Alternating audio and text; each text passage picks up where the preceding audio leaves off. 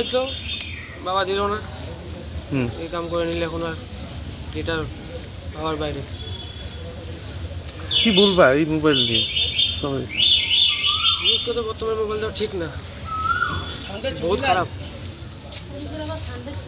এখনকার ইউথের কাছে মোবাইল বহুত খারাপ। ওরা কী করে কি না করে জানা যাবে না, আর এমনভাবে করবে আমরাও জানবো না। মোবাইল খুব খারাপ জিনিস, মোবাইল একটা জীবন নিয়ে নিল।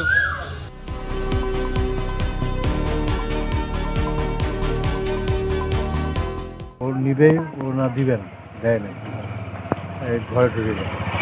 ঘরে ঢোকার পরেই ওর মা সবাইকে চা দিচ্ছে, চা দিতে গিয়ে দরজা খুলতে বলে, দরজা খোলে না। ওর হয়ে আল্লাহ শুরু হলো, ধাক্কাধাক্কি করে দরজা ভাঙে ঢুকে তার দেখে গলায় ফাঁসি লাগে, গামছা দিয়ে।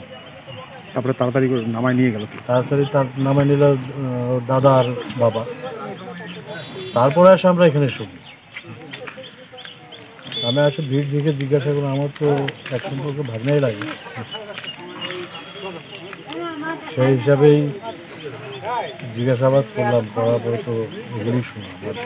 এমনি তো কোনো খারাপ নাই, ফ্যামিলিতে কোনোদিন ঝগড়া ঝাঁটি অশান্তি কিছু হয় না, একদম শান্ত পরিবার।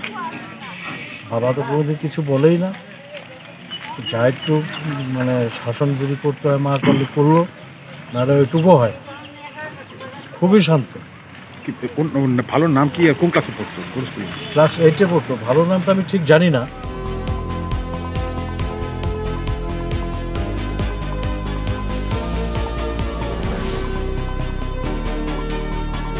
বাচ্চা মেয়ে বাবার কাছে মোবাইল চেয়েছে, বাবা বলছে পড়াশোনা কর, পরে দিব মোবাইল, ব্যাস এই তো, আর কিছু।